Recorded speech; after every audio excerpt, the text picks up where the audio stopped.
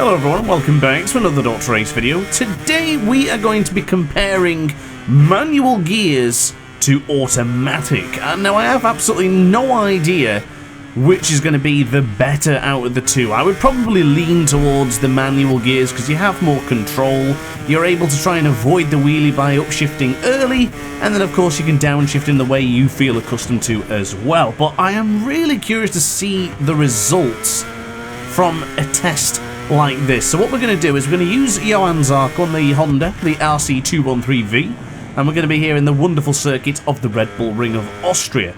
Now, as I mentioned, I don't really know how close this is going to be. It could be miles off or it could be extremely close, but I'm eager to find out. So what we're going to do is we're going to do a good chunk of lap times on run 1 with manual gears, everything as normal, and then I will change over to automatic gears where I will not touch any of the gears, nor upshift nor downshift. I'll focus entirely on letting the computer do the gearing itself.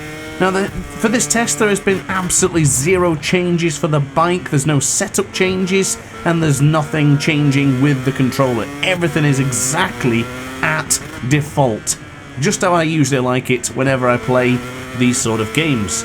Now, regarding the tyres, we will be using the soft tyres, and I have also changed the rear brake disc to the smaller disc because that's what I genuinely prefer when playing MotoGP 24.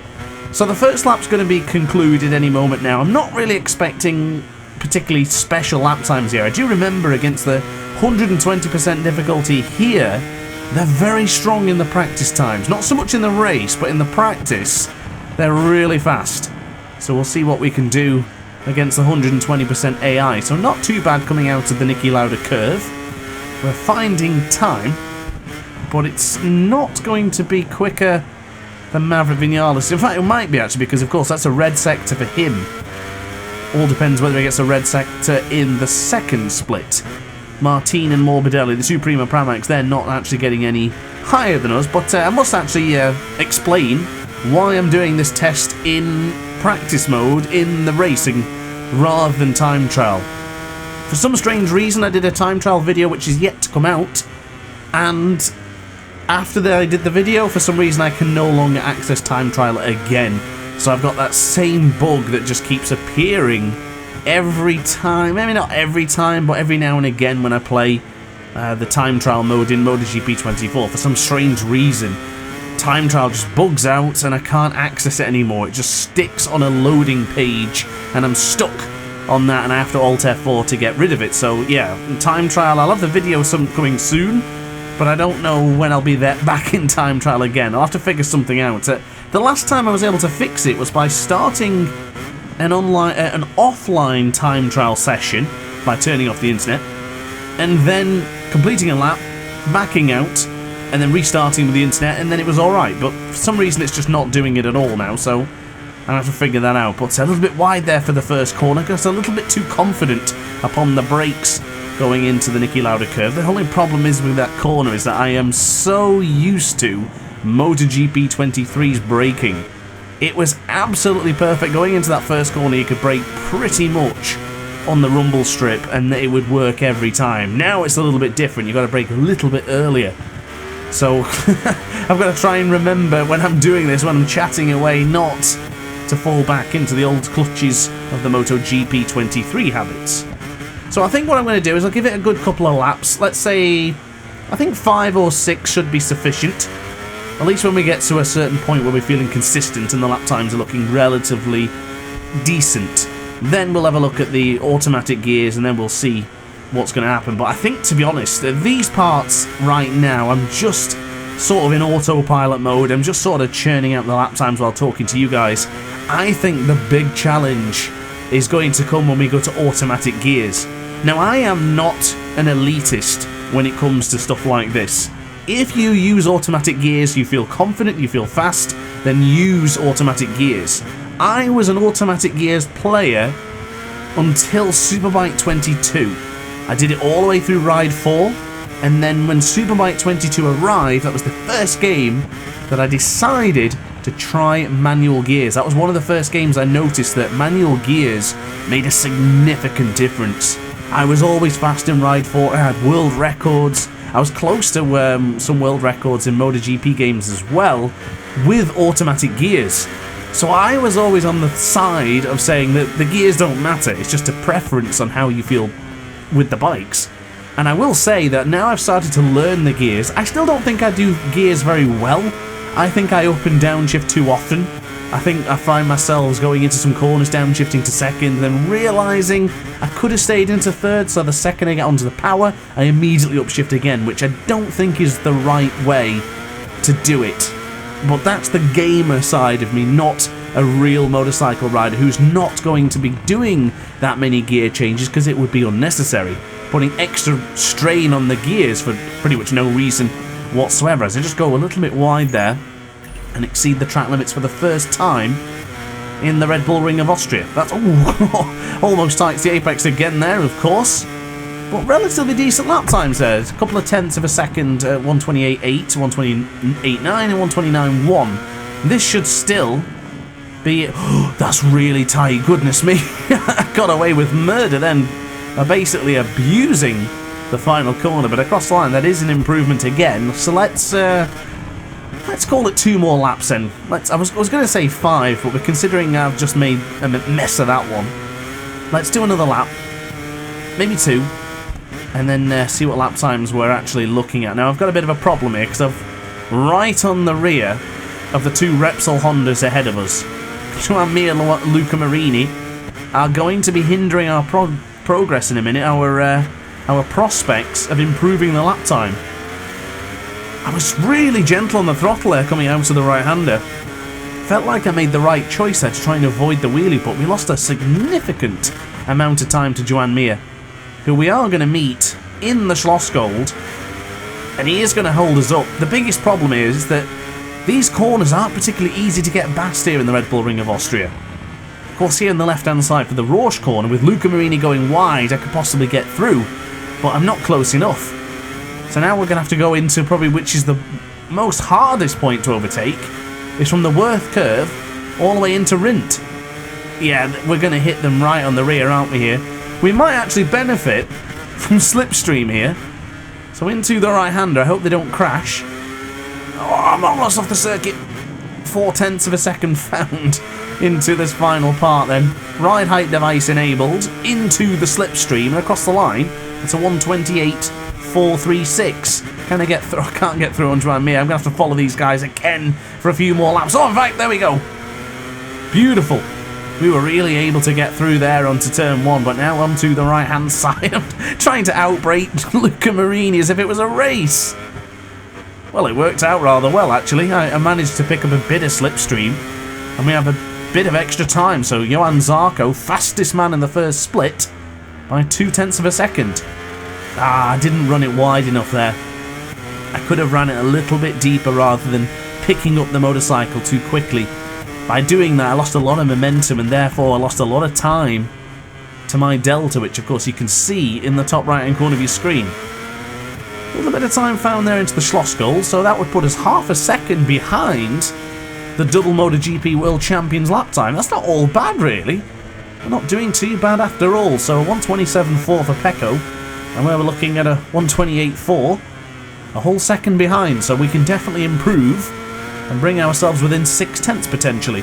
Ooh, we are really dicing with death on that right-hander. I think I did in the MotoGP guide here, I did here as well.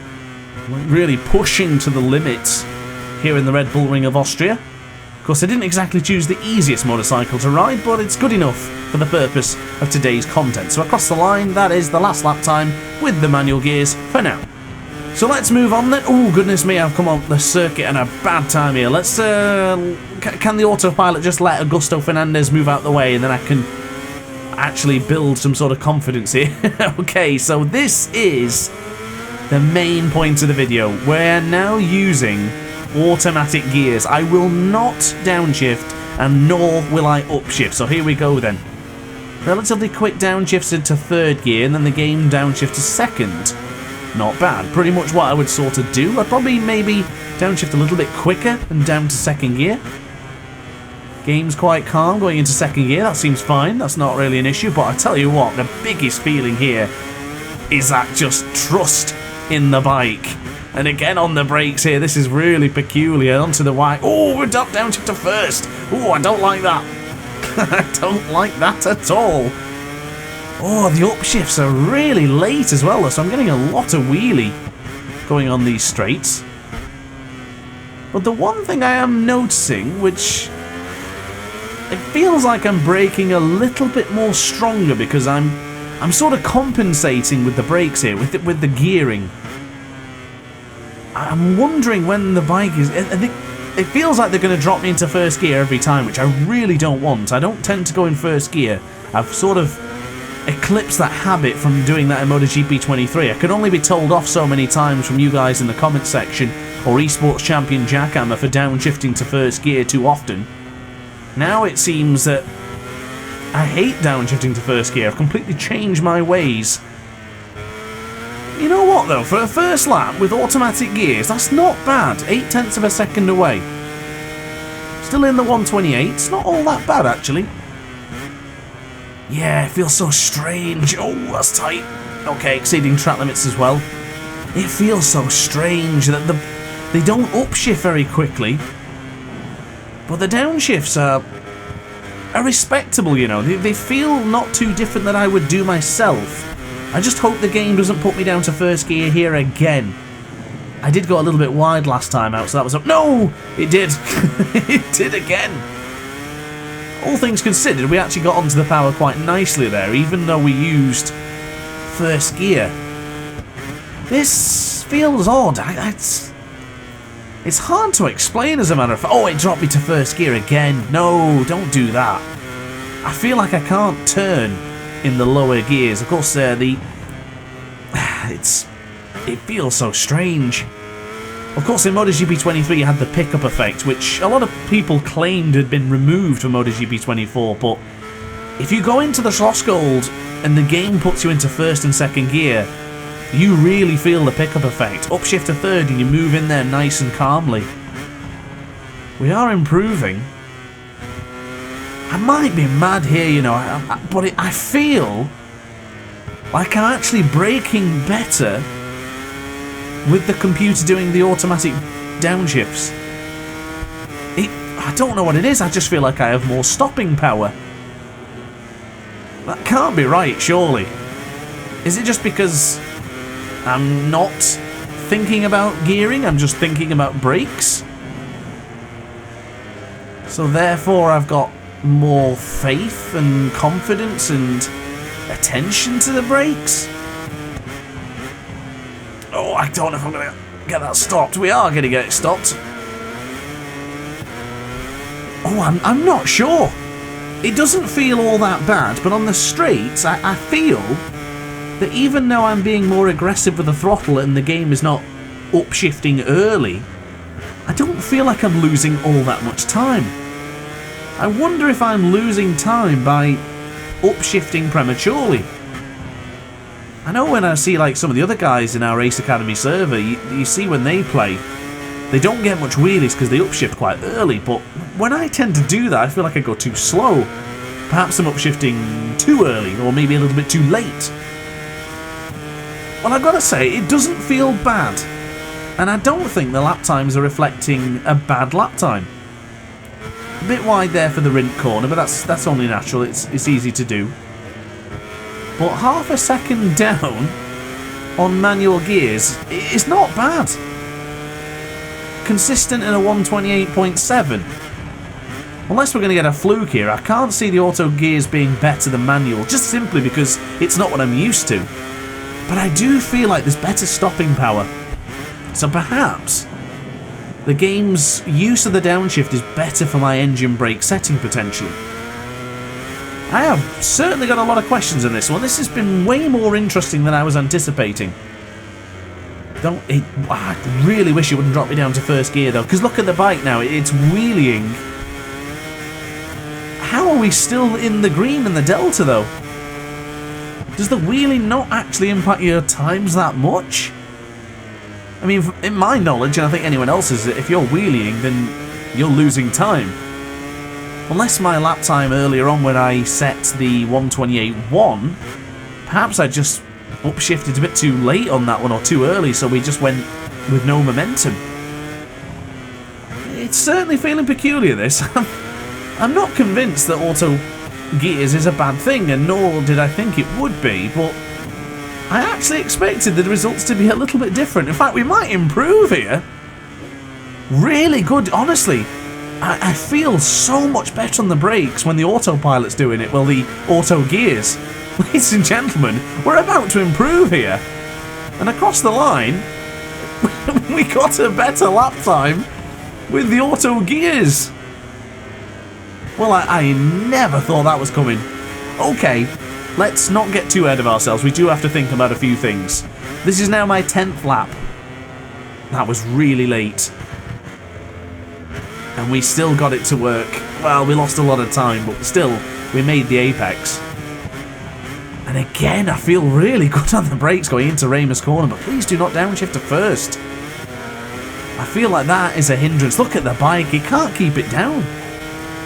It's really tough. And who is it who's behind me? One of the VR46 boys. But, yeah, we've got to look at a few things. This is my 10th lap. This is actually now the 11th lap we're about to complete, which will be the last one, because I think that's fair then. We've done 6 lap times of both. In fact, we've already actually done 1 extra now with this one, because we didn't have an invalidated lap with auto gears, which is an interesting point. But out of the Ramos corner there, excuse me, the Rausch corner, the corner just a moment ago, I don't like how the bike wheelies mid-corner. That's annoying. We definitely need to upshift early on that one to avoid that. But we are improving, we are spending more time with the Honda, we're spending more time on the track, we are naturally going to be improving. But I didn't expect auto gears to chuck in a 127.8. I did not expect that at all.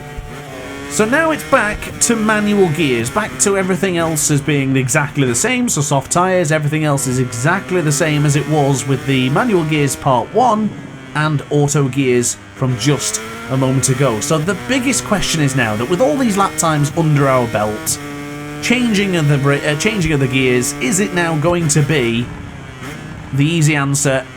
Oh my god, I think we're going to wide. I definitely feel that I had more stopping power with auto gears. What I'm interested in now though is the consistency. Don't forget, we had 1 good lap time there, which was a 127.8. The rest were all 128.7s, 128.9s. It was one fluke out of all the others. I don't know. I'm really not sure if wheeling all the way down this straight to the Schlossgold is better than trying to manage the throttle and keep the front end down. I mean, the riding looks way better in the manual gears. The bike is not wheeling all the time, it's not particularly downshifting at inappropriate times. It just looks a lot cleaner. Like going into here, into the Worth corner, look at that. Much tighter to the apex, it was much better on the delivery of the power as well. The bike wasn't wheeling. But for here right now, this could be an improvement straight off the bat in just 1 return lap back on the manual gears. Now into the Red Bull Mobile corner. A little bit tentative as a matter of fact, but onto the power. It's not going to be an improvement. But we are back into the 127s. That could be... yeah, 127.9. So it's... oh my god, I've gone wide again! I honestly feel that there was more stopping power with the auto gears. If anyone's going to try this, please let me know what your findings are. Oh, I've just cut the corner. Yeah, I was kind of taking the mick with that one though. That was a really tight corner and a really tight apex to abuse to keep the lap times low.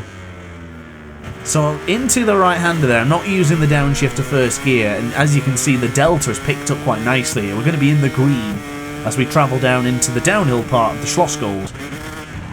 It's definitely feeling a lot better. I feel more confident, but I feel a little bit less confident on the brakes. I felt like because I wasn't worrying about the auto gear, I wasn't worrying about the gears because the auto was taking care of it. I feel like I might be overthinking the brakes a little bit too much now.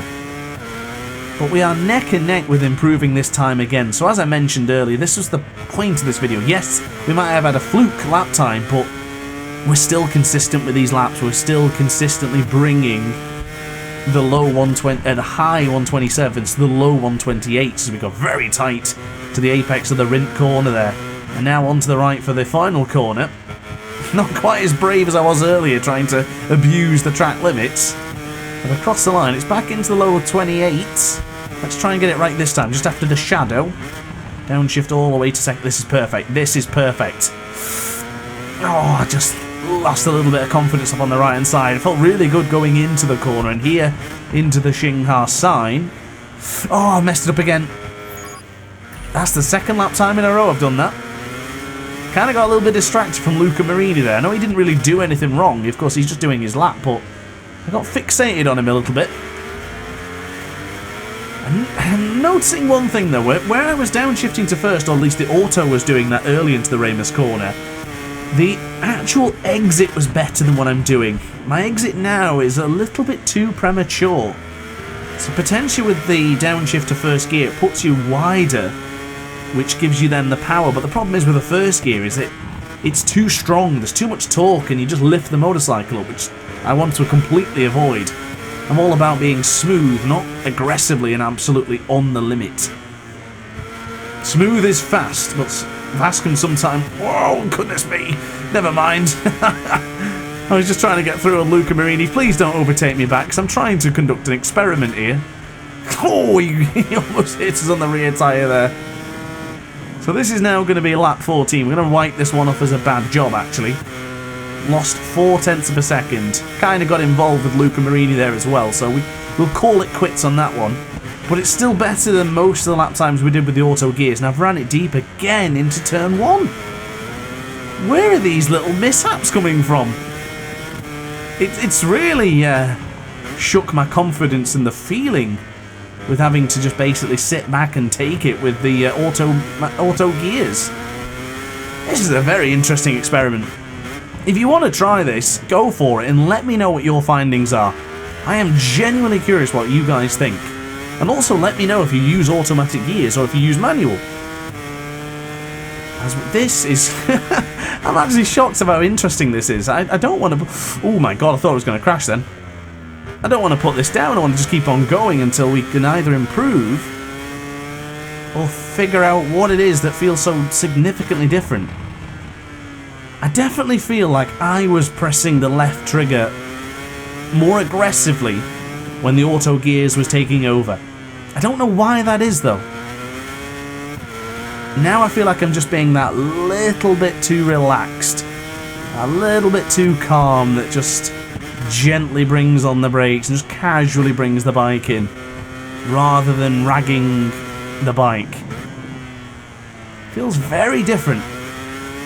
Honestly, I am shocked at this, I really am. I mean, also I'll take pride in knowing that we're in the top 13 here with Johann Zarco, here in the Red Bull Ring of Austria. Not too bad for a practice session on 120% AI, but that was a fantastic turn 1. Get it right on the brakes here and we could really develop some momentum here. Oh, why? Did you see that little bobble right at the end? It was going so well up until that point. Late on the brakes then. Rear tyre just skipping off the circuit. That's better. That's a much better exit. We should see dividends in the delta. Maybe not. Only 0.5 of a second. About a tenth now. Okay. Finding a little bit of time as we brake quite firmly there for the Schlossgold. That is beginning to feel a bit more natural. Pressing L2 with a bit more aggression is actually better than I thought it would. It is warming the brake discs up though, but as long as it doesn't warm up the tyre too much, it means we're not pushing exponentially. Now into the Worth curve. We're down by 0.1 so hopefully we can get ourselves back into the 127s, but bear in mind, this has now been, what, 5? I've lost the front! Oh, I touched the apex. It's so easily done into the Rindt corner. Well, we're completing the lap. We put this down. Another failed attempt on manual gears to beat that bloody one lap with the automatic gears. Who would have thought this? I've been embarrassed by the auto gears here. Not bad out of the first corner there, but yeah, that's like 5 or 6 laps now. We've still been unable to beat the automatic gears. Now into quick change direction there for turn 3. Power on. I lost a bit of time. Still red sector though, nonetheless. Now onto the brakes, going into the right-hander. Beautiful tight apex there. Go on, go wide, wide, wide. Still fighting the front end of the Honda. Goodness me. That is absolutely bonkers how much the bike wants to wheelie. I don't find any of the other bikes are particularly that hard to avoid. But the Honda, Christ almighty, it just wants to get up on the back wheel and dance. Which I commend. But not when I'm trying to race. Good to see Miguel Oliveira at the top of the pile. 127.3 for the Portuguese rider. Now onto the right-hander. We're of course still 0.5 of a second down, almost abusing track limits there, but this could be the lap that improves us. Right onto the right-hand side. Yo, you are taking the mick. You are taking the mick. I'm so embarrassed. I've just crashed 2 times in a row in the same bloody corner whilst I was up. We're going to have damage now as well, aren't we? Unbelievable. I can't believe I've just done that. Ah, that's wide again. What is going on? Turn 1 is usually my bread and butter here in the circuit. But at the moment, I just can't seem to get it right. Automatic gears have been the curse. They are the problem. Even though they have the fastest lap. Down on time in the first split. Nice and tight to the apex here. Get onto the power. Ooh, that was a bit aggressive. And the front wheel. Look at the front. I mean, I know Johan Zarco is a dancer, he's a singer, he's an acrobat. But it doesn't mean the Honda has to be. That felt a lot better there, braking quite firmly.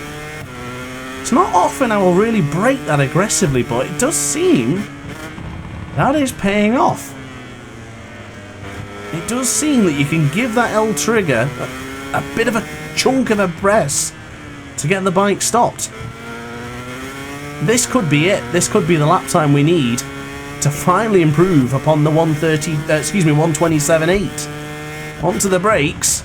Do not hit that apex again. Oh, that's beautiful. That was beautiful.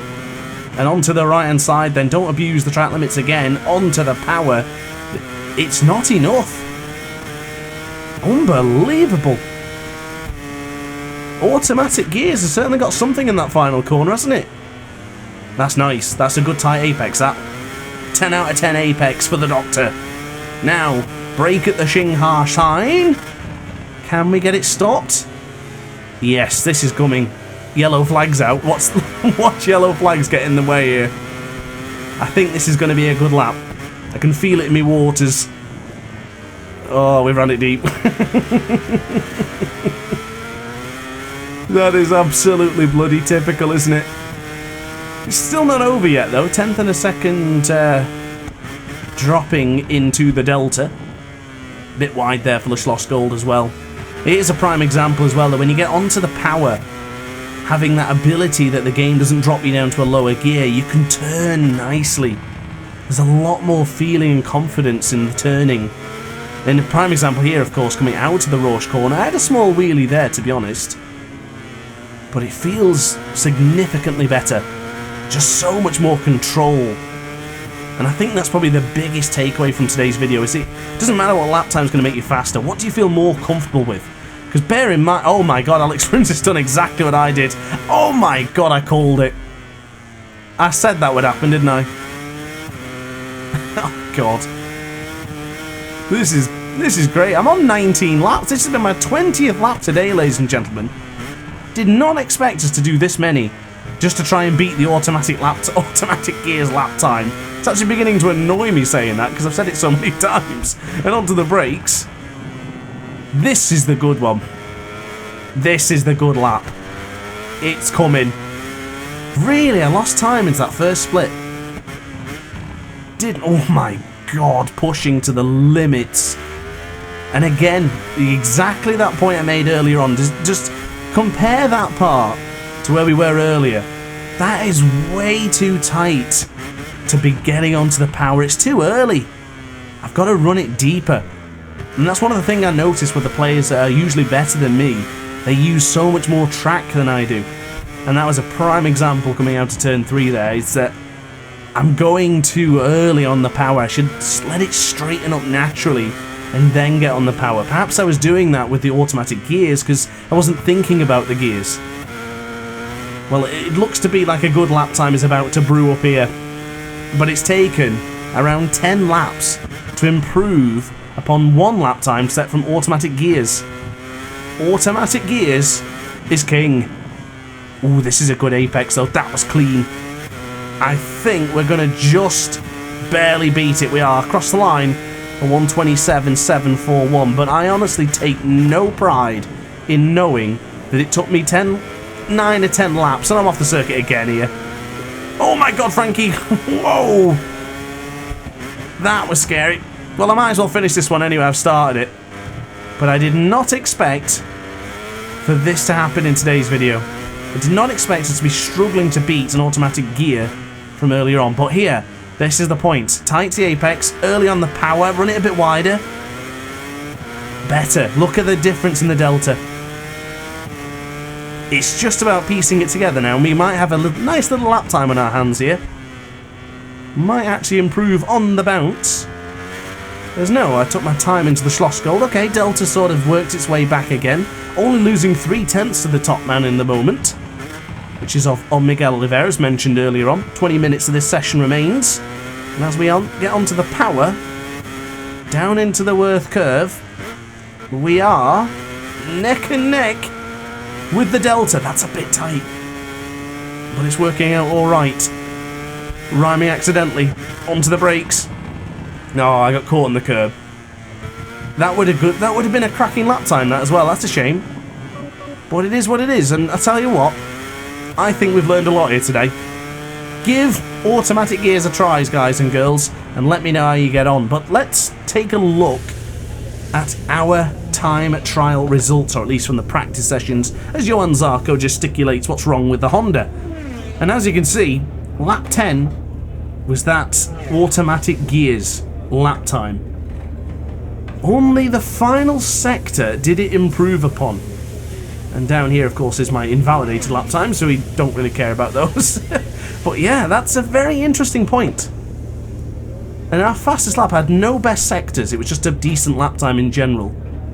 But that final sector clearly is where I was finding time with automatic gears. And I would put that down for the confidence. I really would. But guys, thanks for watching the video. I hope you enjoyed. I'll see you in tomorrow's video. Like and subscribe. Ciao for now.